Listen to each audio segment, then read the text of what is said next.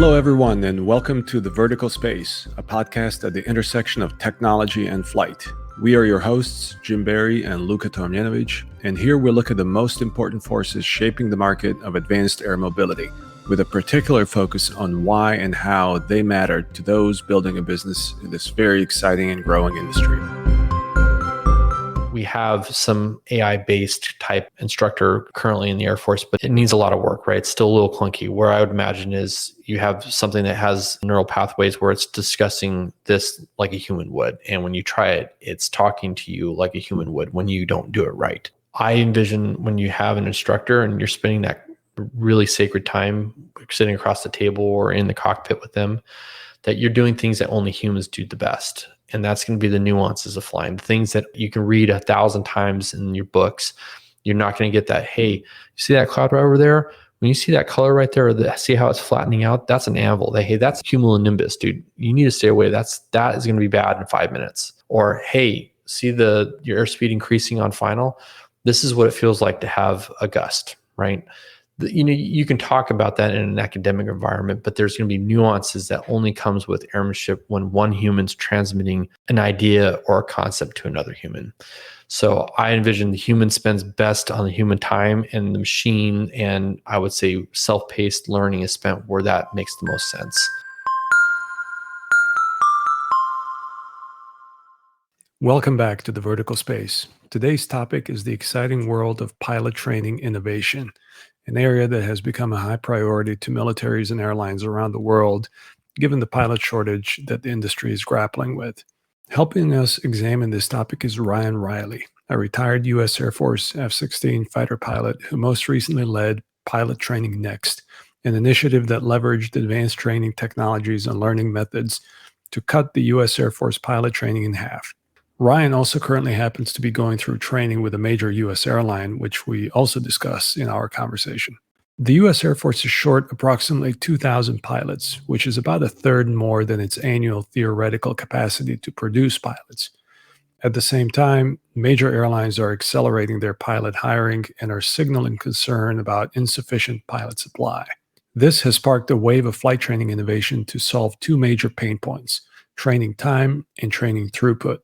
Ryan walked us through the current Air Force pilot training pipeline, what prompted urgency to revisit the decade-old training formula, what innovations the Air Force experimented with, and what the outcomes were. We talked about the pros and cons of mixed reality and synthetic training, and the importance of student-centric and distributed learning in both military and civil training environments. Naturally, we also discussed the controversial topic of the 1,500-hour rule, the related hours versus competences dilemma, single pilot operations, and then extrapolated the discussion to autonomous systems and how novel concepts in flight training might help the industry think through building trust in autonomous wingmen or virtual co-pilots. And to stay true to our roots, Ryan highlights what remaining pain points exist for innovators to go and solve. Ryan recently retired from the U.S. Air Force, where he flew F-16s, both operationally as a fighter pilot with multiple combat deployments, as well as a Thunderbird pilot. In addition to flying, Ryan's career included a number of leadership roles, including Deputy Division Chief, 19th Air Force, Chief of Offense at the 613 Air Operations Center, Contingency and Crisis Action Planner, Pacific Air Force's Lead Technology Integrator, and most recently, Detachment 24 Commander leading Pilot Training Next. Enjoy the conversation with Ryan. This episode of the Vertical Space podcast is brought to you by UAvionics. UAvionics is the leader in low size, weight, and power certified avionics for manned, unmanned, and advanced air mobility aircraft. Let UAvionics help you achieve your goals, whether that be type certification, airspace access, or beyond visual line of sight operations. UAvionics has certified and certifiable communications, navigation, and surveillance avionics for your aircraft. So head over to uavionics.com or Google it to see how you can start flying safer and move your platform forward into shared airspace.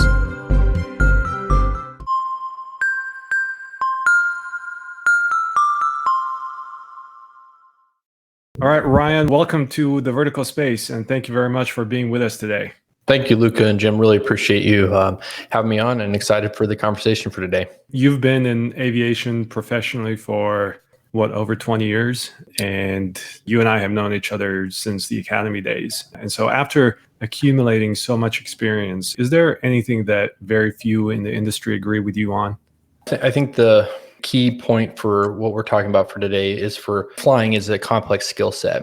And, there's no secret sauce to that. I think it's just how do we most appropriately use our time available with students with whatever, where they're trying to learn flying for the first time all the way to, a major airline. And I think most of our methodology has been based off of the interwar period leading up into World War II, and then kind of solidified during the jet age. So we really haven't changed, I would say, the formula in a long time. So, and I think that's just from my perspective, being on both sides of the table, both as a student, as a line instructor, evaluator, and now doing this again in the civilian world. What are the pain points in pilot training today? Whether this is, and let's focus on the military for now. Yeah, so the pain points, there's a couple of them, but I would say number one is sessions, getting the right amount of people into what we call the pipeline. And so when we talk about the pilot training pipeline, what we're really referring to is from the time that they are assessed and start pilot training all the way till the time they hit their operational unit, their first operational unit. And so the pain points is number one, it's time, and number two, it's throughput. And so right now, the U.S. Air Force is on the hook for really about 1,500 pilots a year, and that's at surge capacity. I mean, and that's everything has to go right. Weather has to be really good. Major maintenance issues with the fleet have to be really tight, and then we have to have the right amount of instructors, and that's really hard for the Air Force to hit. And this also applies directly into what we're seeing in the civilian side, especially with the 121 carriers pulling so much from the regionals, the military, and 135 operations. We're seeing there is a pilot shortage, and that is nationwide. Before they even become pilots in the Air Force, I understand that the military selection process for pilots is very good, and there's a very high completion rate. What's the process they use, and what could the civilian world maybe use to qualify pilots? Yeah, so I'll speak from the Air Force perspective, and I think it's a good system. I think we could probably improve upon it, and I can discuss a little bit of there. But what we really use is it's a pilot candidate selection method. It's called the PICSM score, and the PICSM score is a 0 out of 100. 100 being you're super qualified, and all it really says is just your probability of finishing or completing pilot training. Not actually how well you'll do in it. It won't say that if you're 100, you're going to be the number one graduate. It just says that statistically over decades of collecting this, if you have a PICSM, let's say of 85, 90, you have a very high chance of finishing. If you have a PICSM of 30 or below, you have a very low chance, comparatively speaking, to your peers to finishing. I kind of describe it as a sort of like a meat cleaver, right?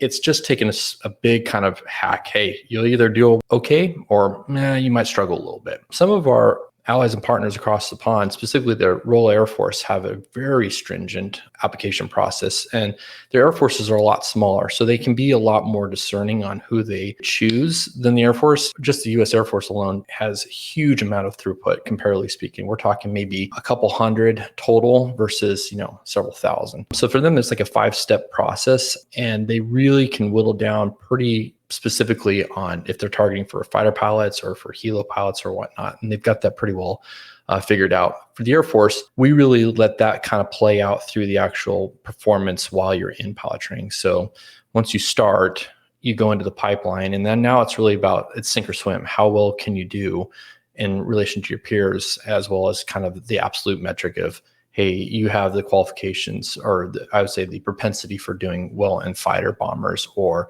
heavies or helos. What's tested with PICSM? So it's heavily weighted towards if you have flying experience, any kind of previous flying experience. So Luca, we were talking about the glider stuff before, and that's aviation experience, right? So that's going to weigh in heavily on the PICSM score versus if you showed up and you've never flown anything. We do have a process, it's IFT, so introductory flight training. We do send, everyone has to have a certain amount to start into pilot training. But let's say if a kid shows up, a 200-hour in an instrument rating, that's going to heavily weigh into their PICSM score. AFOQT or other baseline stuff is going to fill into that as well, and that kind of goes over all the whole PICSM. So there's a weighted formula. I don't have that specifically, but basically it takes in several factors, but weighted heavily for aviation. Ryan, describe the pipeline for somebody starting training? What are the different components? How long does it take until somebody is mission qualified for a particular major weapon system? Okay, yeah, that's a great question, Luca. I'll talk about it without any pauses because right now the pipeline is backed up a little bit in certain areas. So I'll talk about perfect world scenario, like where you start in day one and day X you finish. So I'm gonna assume that you're finished with IFT or some private pilot's license when you show up, and you're going to go to one of our pilot training bases. From there, you'll be assessed into a class, and you're going to start academics. So that's what we call phase one is going to be your academics. Phase two is going to be your flying of the primary trainer. For the U.S. Air Force, it's the Mighty T6A. And when you complete that, it's about 6 months total. So your phase one and phase two combined is about a 6-month footprint. Then you're going to go into phase three. The phase three currently is going to be, if you're going towards helos, you'll go direct to helos. If you're going fighter bombers, you'll start with the T-38. And then if you're going for heavies, you'll fly the T-1A, but actually that is in the process of being retired out of the fleet. So that will be actually a synthetic simulator only course going forward. And that's another 6 months. So I'll talk about the fighters specifically first, because that's the longest training timeline. So let's say you've done everything phase 1 through 3, you've graduated and you're ready to go to IFF, Introduction to Fighter Fundamentals. That's been about a year thus far. Well, that's no breaks, that's no changes. I mean, that's just 12 actual calendar months of training. Then you're going to do another, I think it's about 15-week course or so. So add a couple months to that to do IFF. And then when you finish with IFF, then you'll head over to one of our FTU, our formal training units. So I'll say, from the F-16 perspective, you'll either go to Holloman, or if you're going to F-35s, you go to Luke. And then that B course, or we also refer to it as the B course, the FTU will be 6 to 8 months. So for just the purposes of calculations, another 6 months. So you're looking at already about a year and a half, maybe almost a little more than that, just for the flying portions of this with academics built into it. That's not counting the moves that you have to do. That's not counting water survival, land survival, all these other things that kind of have to add up. So we're really kind of talking about a 2-year footprint right now, and that's without any backups. Ryan, how many hours of flight experience do you have once you're flying for the Air Force? Jim, I would say it depends. Right now, we're in a state of flux with the Air Force changing its training pipeline, specifically our heavies and the divestment of the T1. But I'll say that I'll talk fighters first. Fighters, it's about 180-ish hours to get through IFF. So that'll be T6 and T38 total time combined. So about 80 to 90 hours in the T6 and about another 80 to 90 hours in the T38. And then you go to the FTU, and that's about another 70. That just depends on each platform, but let's just say that's another 80 to 100 hours. So you show up with probably 250, maybe just shy of 300 hours total time. And that's including all the basic trainer all the way to whatever cockpit you've been flying in. And then with fighters, traditionally, we really wanted to try to get our students around 182, or sorry, not students, our brand new wingmen, about 180 to 200 hours a year. And unfortunately, that's not happening now. You'd be an anomaly if that was happening. We're talking much less, 130 or less. And so it just takes time, right? And so the seasoning that we're talking about, especially with the complex mission sets that we're expected to do in the fighter force specifically, that's just not a lot of hours to do this, right? And so our simulators have gotten a lot better, specifically the linked simulators with the combat air forces use. They're really, really good for our missionized rides, but we still have to season our pilots somehow. So what you're describing is the legacy process, right? Yes. So now with some of the innovation that also you spearheaded, that we'll talk about here in a moment, there was a desire to improve this process. So tell us about Pilot Training Next, the goals, the results, why it matters, and specifically, I'm curious to know whether these changes are as a result of people realizing that there are quality issues, or is it because of pressures of the pilot shortage and the pilot supply? One could argue if it has been working for so many years, decades, why change? That's a multifaceted question, and I'll try my best to answer it. So please course correct me as needed for this. So The pilot training next experiment was born out of a necessity, right? I would say that if we didn't have a pilot shortage in the Air Force, I don't think we would have kicked this off. So pilot training next was thought of in about around 2017 when General Quast was still at Air University, and he had got kind of this nucleus of thinkers together, and basically that's where the idea came from. Started gaining some traction in 2018, and they actually started training up in Bergstrom Field at Austin. And General Quast had originally pushed it out to be by itself, specifically away from Air Force installations, to kind of break that standard. Hey, this is always how we do it. And I think that was really critical. I mean, I think you can find people on both sides of that argument. I'm on the side of, you want to break glass, you want to try something from a clean slate design, you've got to take some risk. So I was a fan of pilot training next before I joined, and actually ended up running it for a few years. And so when I showed up at Randolph Air Force Base, General Quast had hired me to basically start with this Squadron Next idea, which was another transformation idea of how would we design future employment squadrons, and how would we kind of do that multi-domain airman concept, which has now transitioned to ACE. And so basically that created Pilot Training Next, had to move at some point in 2019. It moved from Bergstrom and then came to Randolph Air Force Base, basically to start figuring out, okay, what's working in Bergstrom away from a U.S. Air Force entity? Will it work now as we start to onboard some of that in the Air Force?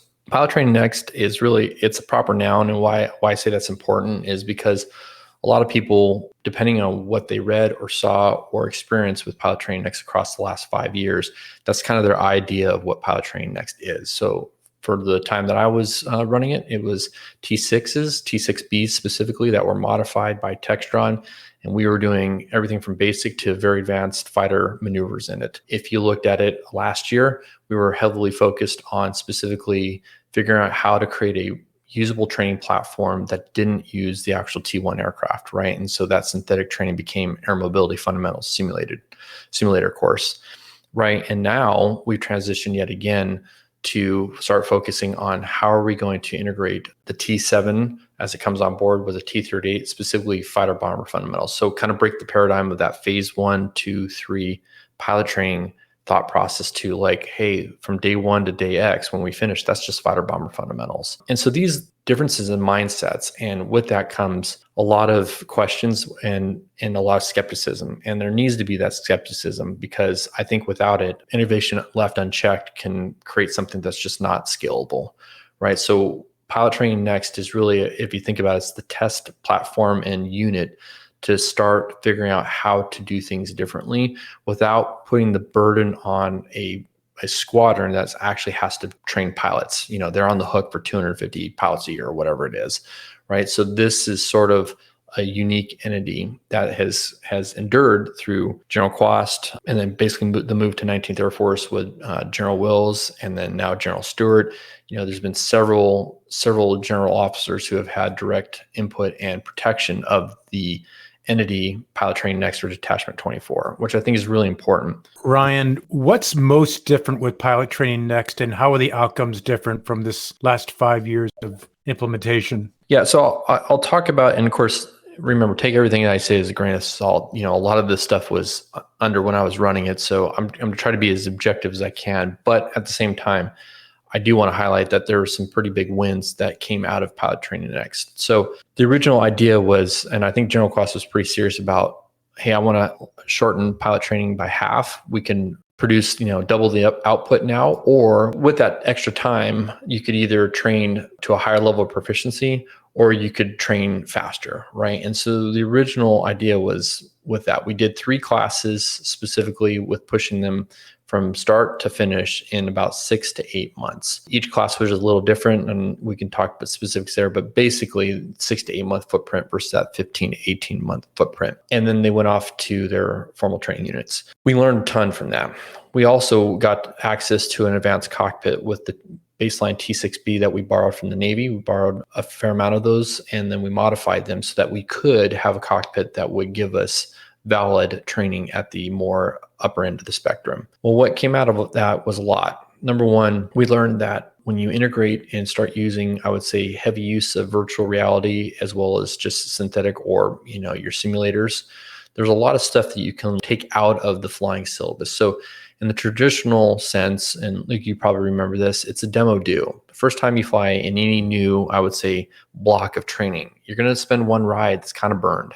And what I mean by that, it's going to be like, all right, we're going to do this as the instructor. I am going to show you, and then I'm going to let you try it. And I'm probably going to take the aircraft a couple times. It can be a learning process that we're spending JP8, jet fuel on doing. A lot of that initial socialization does not need to be in a cockpit. I'm happy to have, if anybody doesn't agree, I would love to have that conversation because we saw the results directly. And so I'll just take the solo, right? A solo is the first solo in a turbine aircraft is a big deal. Typically it happens in 10 to 15 hours of flight time. And with using that heavy use of synthetic training to get the reps in early and then spend that fuel better, we were soloing them in 4 to 6 hours. And that was repeatedly. That wasn't just one student in one class. What's really cool about that is that specific aspect we are now seeing in UPT 2.5, which actually now is just normal T6 training. So if a student starts now in pilot training in the Air Force, they're under the new updated syllabus. And really it's the bones of what was scalable that came from Pilot Training Next and a couple other pilot programs across the command. And they were kind of combined into what is now T6 training. So we're not producing pilots in 0 to finish in 8 months, but it's very different than what I went through. And I think it's for the better.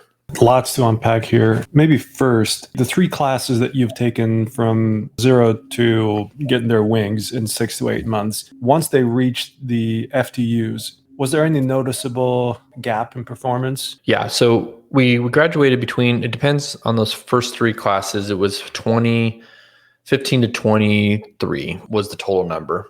But we had a lot of partner services and nations. So we had some Royal Air Force, we had U.S. Marine Corps, as well as Navy. So, there wasn't all just Air Force students. But so I'll just kind of boil it down to the Air Force students.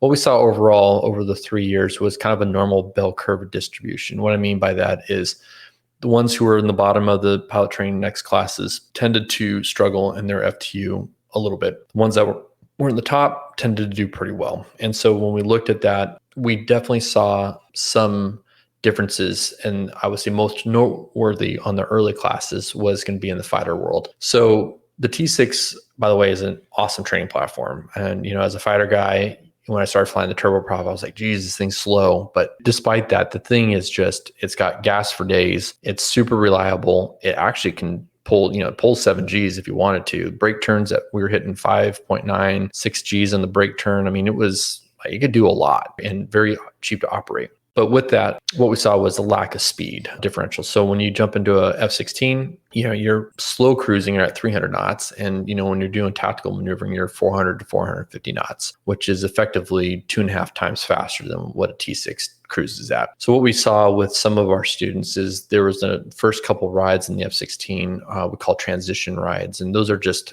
no employment, just learn how to fly the F-16 land, do the emergency patterns, the engine out procedures, all that kind of stuff. We definitely saw that they had to play catch up with that. So, some people can say, well, see here, what do you expect when you don't have jet time on the backside?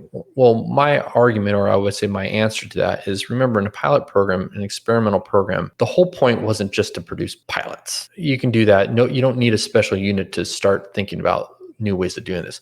This is like how we teach people. How do we do learner-centric training? How do we actually take adult learning methodologies that the educational community has been publishing for years and plug that in? And what we found out is none of that has ever been done for pilot training syllabi. Just hasn't. We just did it in an instructor-centric method. And so what we did is say, I'm the expert. I'm going to tell you what you're going to do. I'm already going to tell you what you're going to mess up. And this is how it's going to be. Versus sitting down and actually, and I think the civilian world does this a lot better, and say, hey, tell me how you're feeling about this ride.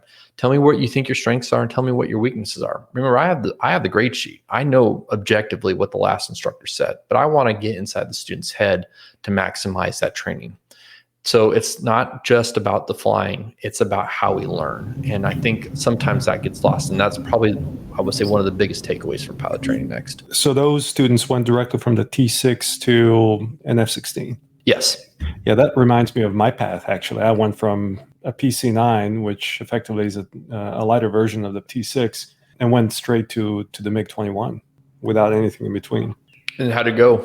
What were your observations on that?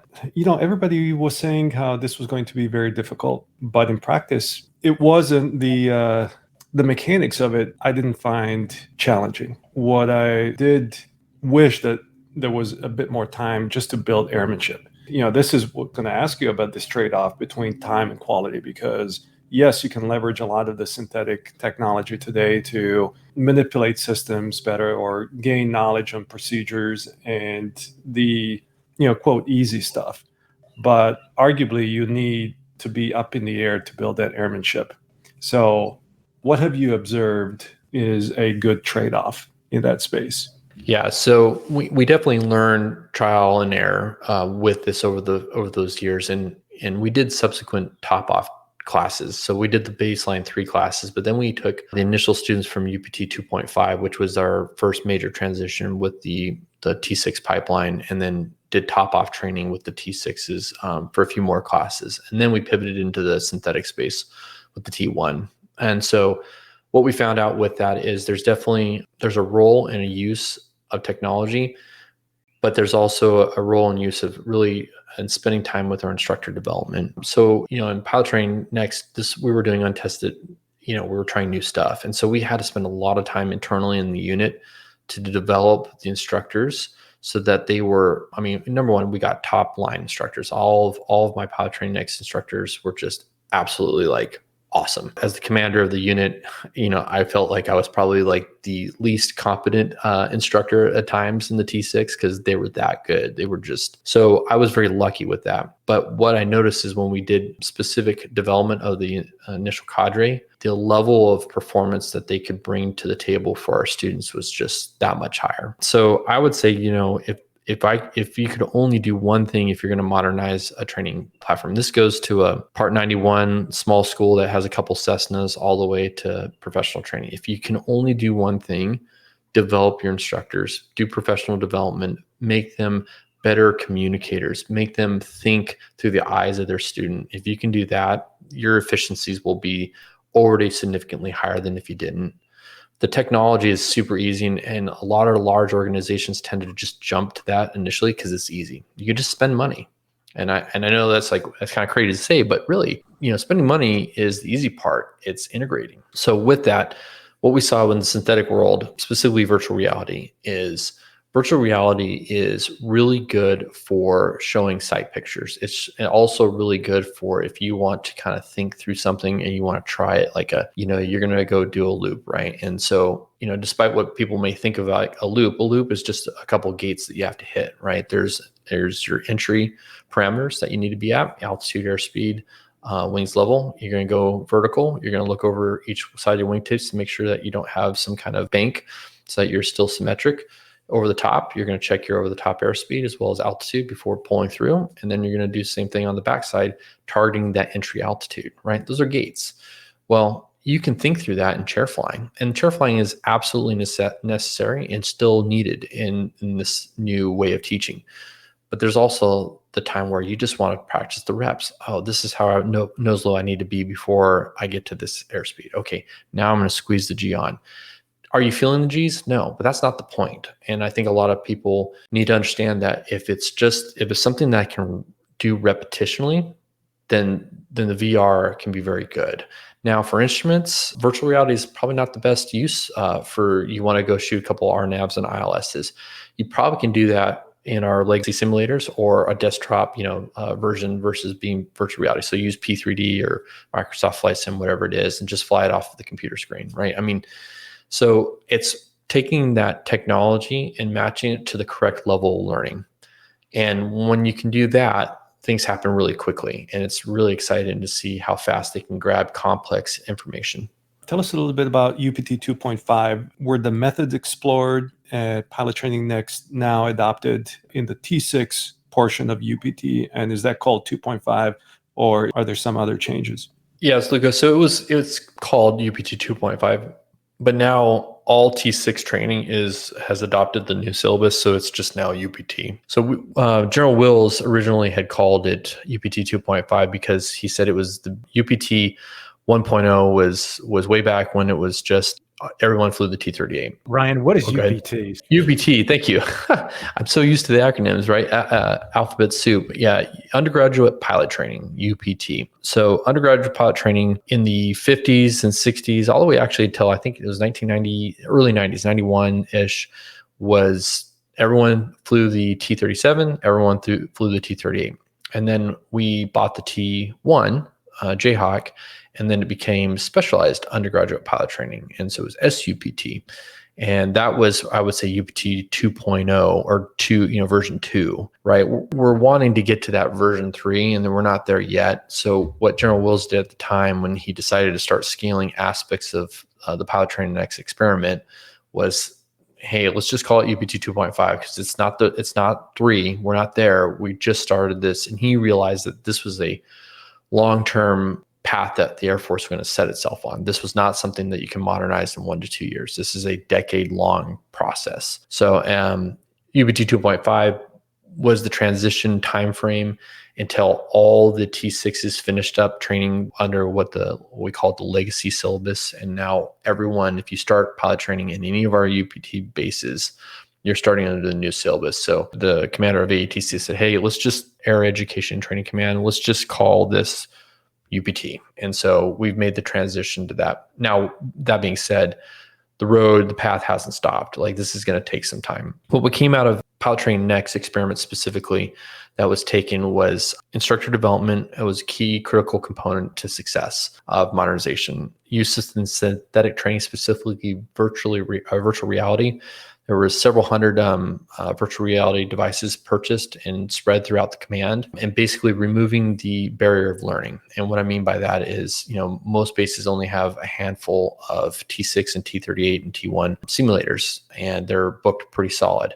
So now these virtual reality trainers are in the units or right next to the units. And so if a student wants to do their flying on their own, or if it's part of a syllabus item, there's 20, 30 of them available for them. So that was to remove the low density, high demand asset and kind of flip it around. And then the other thing that came out of that was student-centered learning, and that's not student-led. And what I mean by that, student-centered learning means it's about the student and how they learn, how we can more effectively communicate concepts and then get the students' light bulb, to turn on quicker. And then there was a biometrics aspect that came there. We're still working on that. There's a ton of research that shows biometric markers and how they connect to how you're learning, level of cognition, stresses, all that kind of stuff. That's a whole separate topic and definitely an Alice in Wonderland rabbit hole we could go down.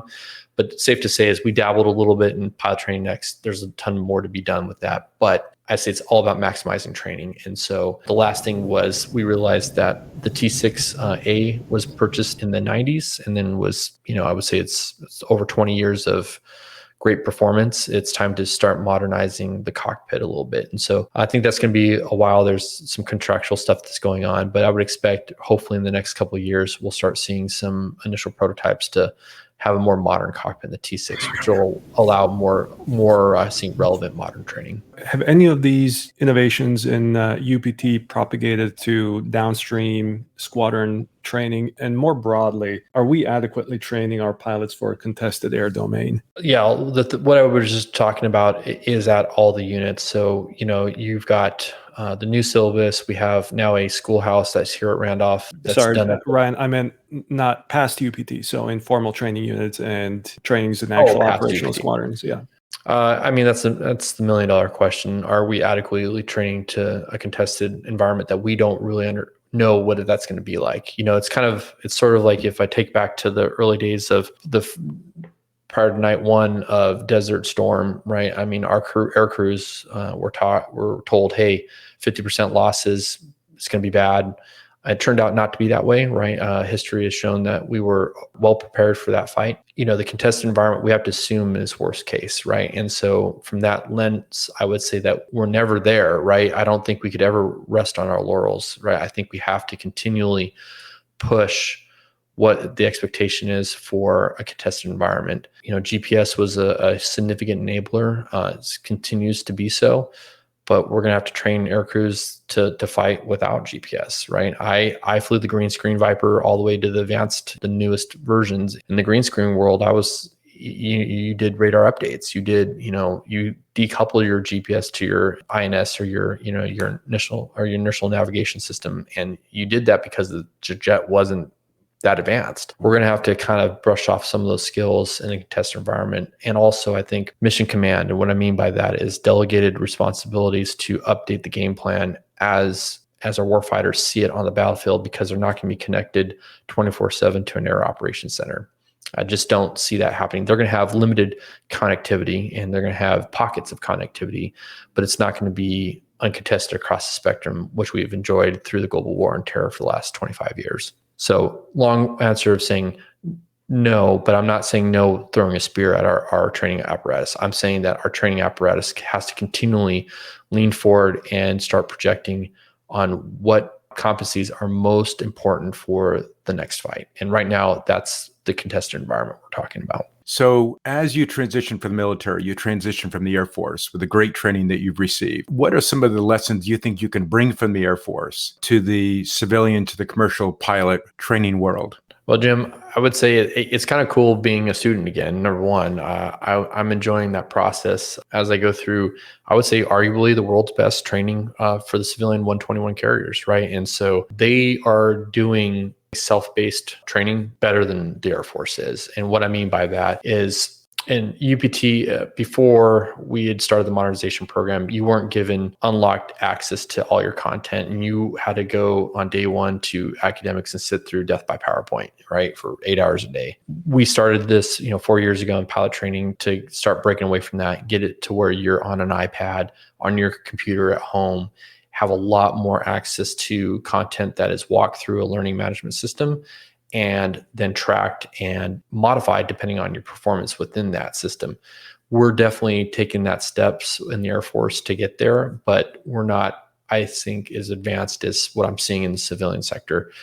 We're given a company iPad Pro that has literally anything you want on it. It's got all your academics. It has your videos for you to watch and helpful how to start the engine, how to do pushback, how to do this. Like, it has a part task trainer for the computer, the FMC.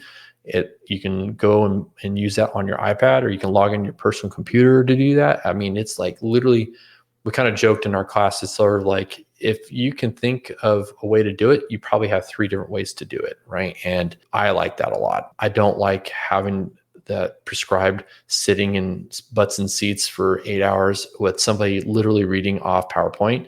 I mean, I got a little bit of the ADD, man. That drives me nuts. I can't do that, right? Like, I check out, man. I just mentally check out. And disclaimer, I don't have ADD, but you get what I'm saying. Like, most pilots who are like to multitask, sitting in the room with, no windows for 8 hours a day is just not a lot of fun. I think they're doing that really well. Where I look at both the military and the civilian sector, and kind of, I would say, if I'm going to put the vision casting out a little bit, man, I think there's so much more we can do. And what I mean by that is, I think a lot of the checklist disciplines, left seat versus right seat, first officer captain flows to the military, same thing, right seat, left seat, or single seat, all that kind of stuff. There's so many things that we can offload from our instructors so that when we have those quality hours with an actual real live instructor pilot, we're not doing death by PowerPoint. We're focusing on, again, more of that adult learning theory. We're going to focus on situational based training. We're going to do labs. Like, I would much rather just spend like a lab, like, hey, you did all this pre-reading on the mission, the FMC, the computer. Today, we're going to do what ifs. All right, hey, you're at this location, you're going to have to load up this much fuel. I want you to do this. Hey, you got questions? Ask. Like, that's where the true learning happens, And so, from my perspective, I think also the use of VR or 360 video, depending on what level of learning we're talking about, can be utilized quite a bit. And so I see those just starting to come out. And there's a lot of companies that already have these as commercial offerings. They're willing to make this type of content. A lot of it you're seeing already in commercial, if you're on Instagram or TikTok or YouTube, the YouTube shorts, I mean, people are already doing this just for but they're not doing it in an instructional manner. They're doing it for entertainment. But all those types of things that they're using can be used effectively when you're trying to, again, showcase complex competencies. Excellent. Thanks, Ryan. All right. Now you've had the training in the military and you're conducting the training today in the commercial side. And as you think about the 1,500-hour requirement and you see the debate between the 1,500 hours and potentially a performance-based criteria for evaluation, what are your thoughts on that topic? And how can you help us deal with this issue of the pilot shortage going forward when you consider this debate? Yeah, Jim, that's, like you said, that's a very, I wouldn't say sensitive, but it's definitely a topic of discussion, right? And when we look at the pilot shortage overall, the market says that we need, we hired 13,000 pilots last year into the legacy carriers. And that's a 1 year. It far eclipses the next best year of I think 6,000, 5,000 or 6,000. We're talking significant numbers here. And so we have to figure out our throughput issue. And of course, before the Cologne crash, there wasn't a 1,500-hour rule. And there's a lot of reasons that was input. The way I look at this is, okay, why did we set hours as a unit of measurement for a pilot? Well, because back in the early days, 1920s and 30s, if you made 100 hours, number one, you probably taught yourself to fly or had very little training overall. You made 100 hours, you learned, you figured something out because you're still alive. You're not dead. Hours meant something, and it was the only unit of measurement that was kind of across all the different platforms. But I don't know if that's the best measurement, specifically when you talk about competency-based approach. Now, airmanship you have to have seasoning. You have to be able to fly a plane and be exposed to adverse weather, things that are different, non-factors that weren't planned for, icing, all those kinds of things. You have to get that. So the hours is one way of looking at it, and the competencies is the other. But the problems with, if you just go to competency-based approach, then where do you define the number, right? Is there a number? How would you even make that with all the different Part 141, Part 91, Part 60, whatever? How would you baseline that? Very, very difficult to do that, right? And so hours can be a baseline, but I would argue 1,500 hours flying, doing tow banners or 1,500 hours in, a CRJ, jet, or 1,500 hours of doing CFI time, which is, teaching in Cessnas. Those are all very different uses of 1,500 hours, right? And so I don't have the answer here, but I would say kind of looking from both spectrums here, I think that competencies do matter. For me as a single seat fighter pilot right now, I'm in fire hose method, learning all the 121 isms. There's a lot of stuff that I don't have that these 24-year-olds next to me do. The ones who started with the regional airlines and have regional experience. But I think I have a different baseline to bring to the table, just like they do. So what do I care about competencies? I think personally that a safety mindset has to be your number one consideration. You as a pilot, if you're not hey, my job is to be as safe and as predictable as possible. I don't care if you're an air show pilot. I flew on the Thunderbirds. Everyone thinks, oh, it's air show, it's super low, it's scary, it's dangerous. It was very scripted. We did everything by the book. And if there was any question of safety, we knocked it off. I value that more than anything. Students that want to push the envelope, they want to break rules. Dude, there is no place for you as a professional pilot. There's just not. When you were in the Air Force, how did you determine competency? I mean, at 350 hours, you're flying missions after your training. I mean, how did you determine competency? Or did the Air Force just say it's 350 hours and because of the quality of the training we have and the urgency of the need for pilots, that's good enough? Yeah. And, so from the fighter track, remember when you get checked as mission ready as a wingman, when you're that mission ready wingman, you're like, dude, I can take on the world. And for me, it was in Korea and I was ready to go north, right? If we had to, right? That was the whole point of being there.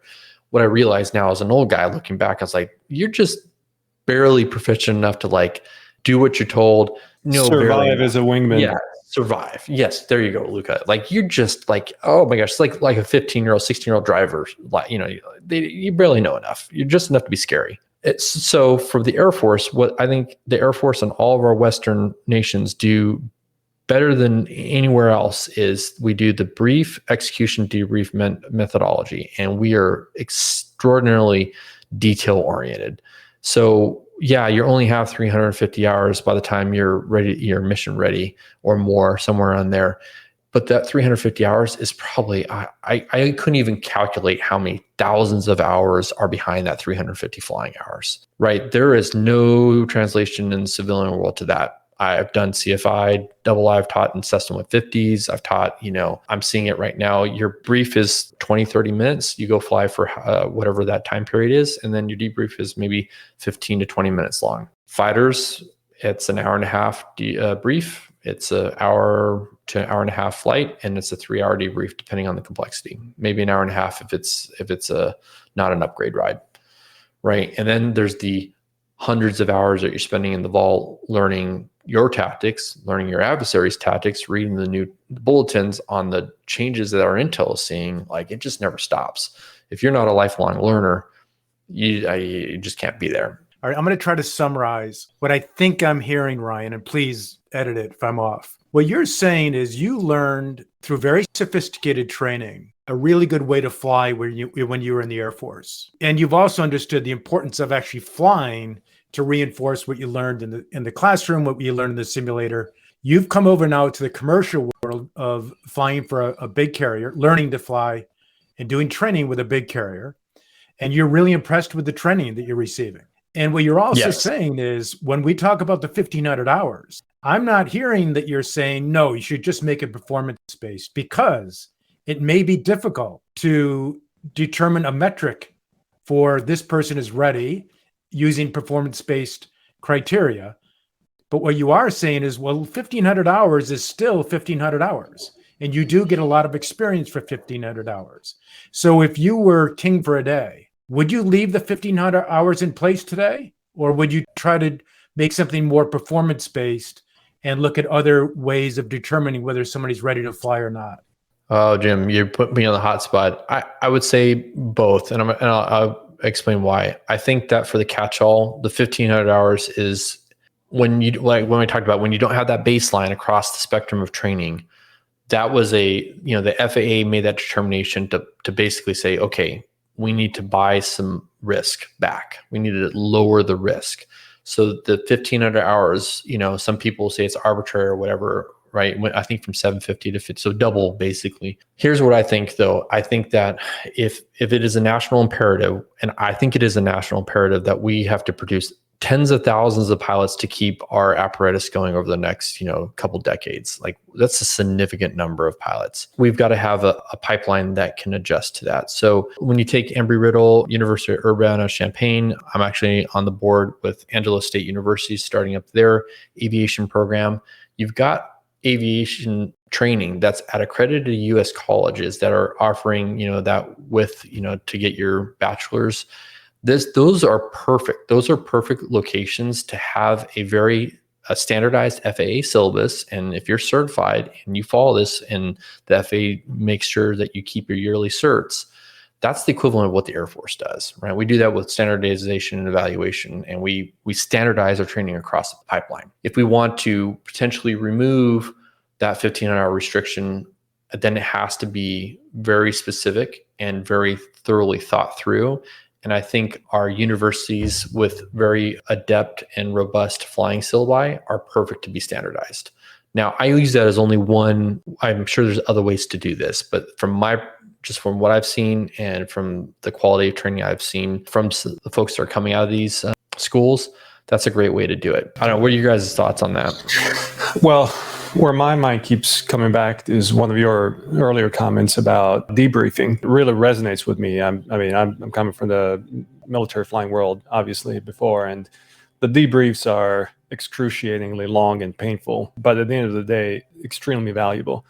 And so the fact that this does not exist in commercial flying, what's the takeaway here? Is that something that should be instituted? How would your fellow airline pilots react to an idea like that? Well, I mean, an hour and a half debrief for an, for a civilian flight, especially when everyone's qualified and checked out, that's pretty long, right?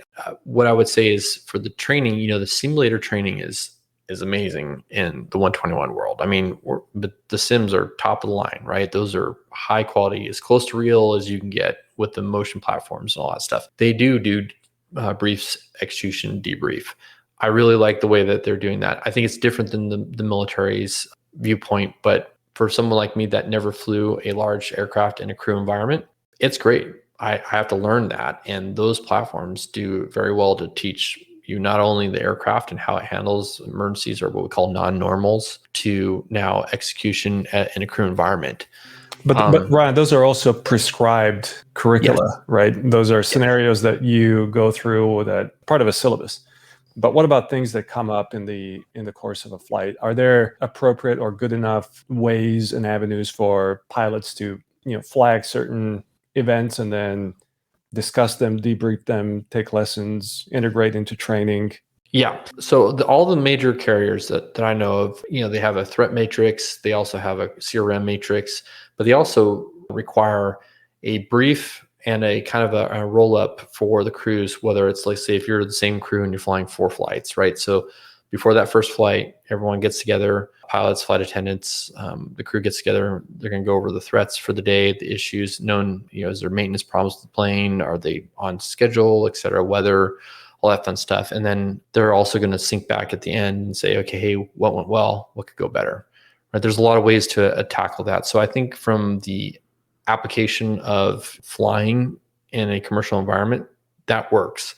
Also, I'm very new for that, so it's hard for me to critically give you my thoughts on this because I'm still new to it, but I'm happy that I see that there's a safety focus, a safety culture, and a way for crew members to bring up issues that are known, whether that's in a formal brief or an informal on the flight deck or something that happens in the back and is brought to the cockpit attention. Yeah. What's interesting as well is when we're talking about hours and whether this is the right unit of measurement versus perhaps competencies or something else, makes me wonder whether how we deal with this question will help us introduce autonomous systems in aviation, or how will we deal with autonomous systems? Will that help us deal with addressing this question for pilot training, or the fact that we don't know the answer to it, will that slow down adoption of autonomy?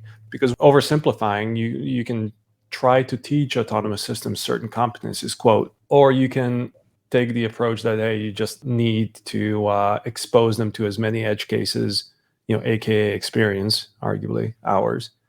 So, what are your thoughts on that? Well, I think the autonomy is absolutely, I mean, it's a constant thing that we're going to watch happen, and as more stuff gets integrated into aviation. I think where that's being pushed the most is the electric vertical lift and takeoff, or the eVTOLs. Really awesome to see because they're clean slate thinking through air vehicles and use of transport, right? So the fact that they're electric, I think people get kind of hung up on, but I mean, what I'm looking at with all these is they're all designed to be autonomous. Now they're going to have pilots in the near term, but depending on what platform you're looking at, like, you can't put them out of control, right? There's already a significant level of autonomy running in the background, and then you're more just an air operator versus, I would say, traditional pilot, right? And some of them are built explicitly to be that way, so that you wouldn't need a pilot's license. You would need some other kind of certificate, right? The FAA would have to weigh in on that. But what I like about watching how that's developing is the use of autonomy and the thought process of what is okay. I mean, it's the same thing with Tesla and autopilot, right? Autopilot's a misnomer. It is just an advanced version of, but the whole point is that the car can drive itself for the most part. You still have to be attentive and plugged in, but that brings up the dual-edged sword portion of this. So from my perspective, we as humans are much better when we're involved in the process. Like, we're involved in the monitoring, we're like plugged in somehow.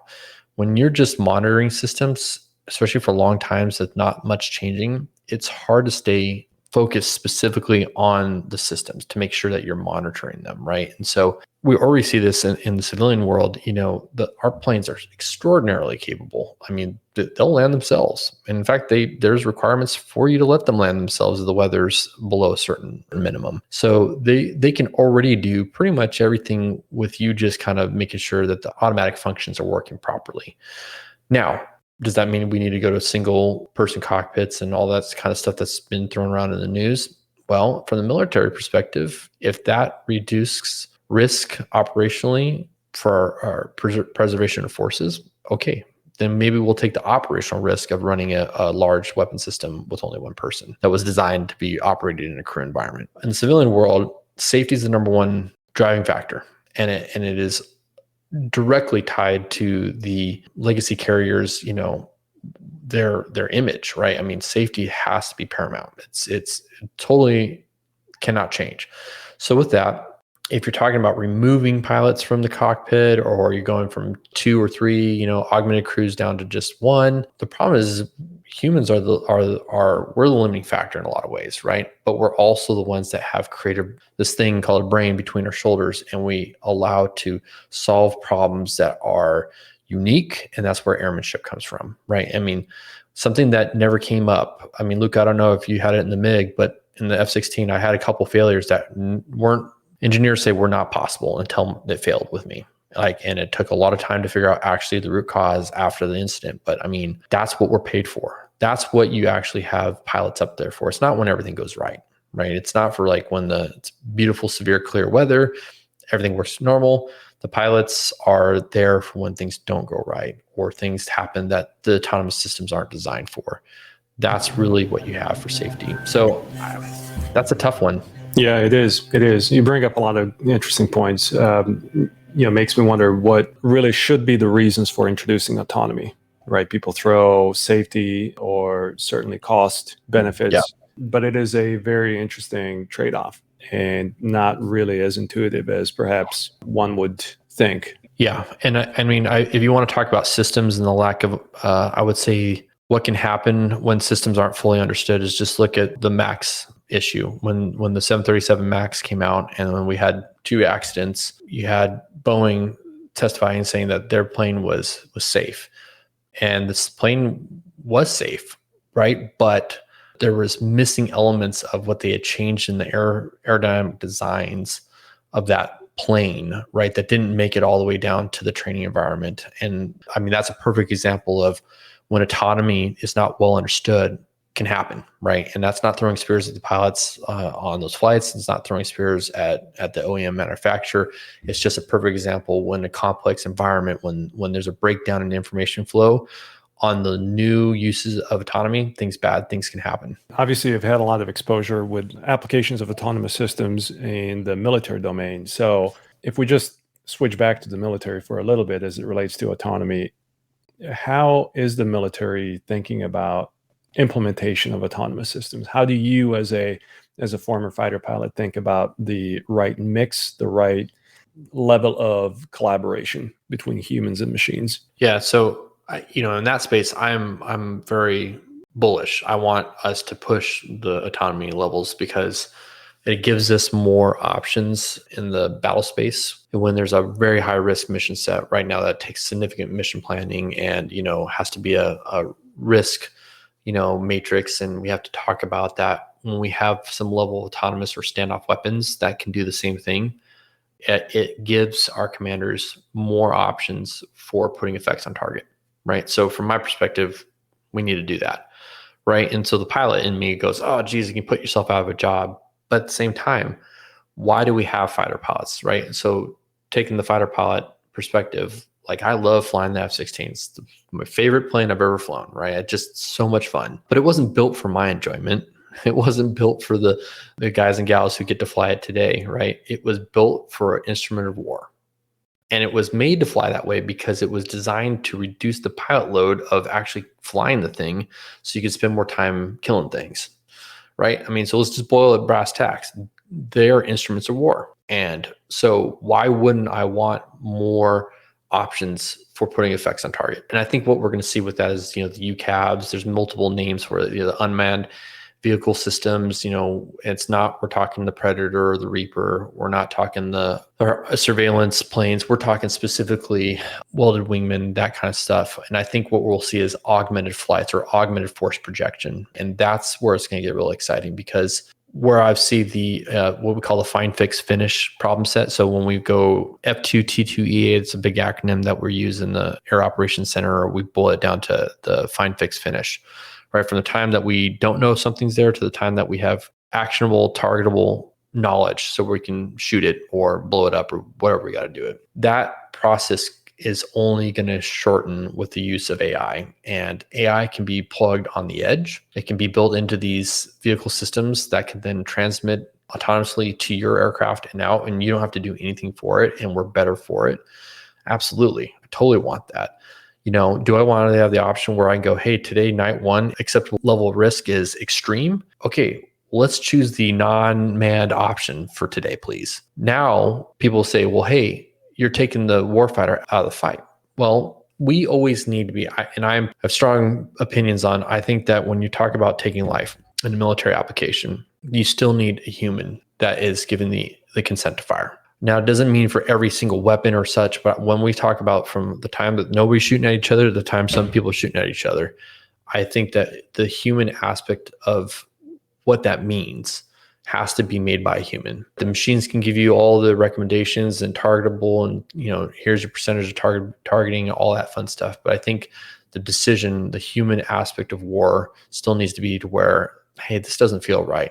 The intuition, the warfighter, perspective. There's many times where I flew in combat where the AOC, the Air Operations Center, was saying, do this, and it just didn't make sense at the battlefield. It's why we have humans still plugged into this. So while I say, yes, we need the autonomous systems and all that stuff, I think we still need to be very judicious with our application of air power and who's making the decision when. Well said. What are some of the opportunities for innovators when it comes to training? Where are opportunities for startups? Oh man, so thanks for asking, because I'm a huge proponent of startups. I've worked with plenty of them over the last 4 years, and let me tell you, they are hungry. They are ready to try. They're coming up with solutions that you didn't even think about. You're like, really, you can do that? That's the whole point of the startups. And I applaud you guys for plugging into that, finding out the right folks to invest in and pushing that forward, because they're absolutely critical. I think that the DoD, or the Department of Defense specifically, has to figure out a little bit better ways to bridge the valley of death with funding. And what I mean by that is you have a technological valley of death, right?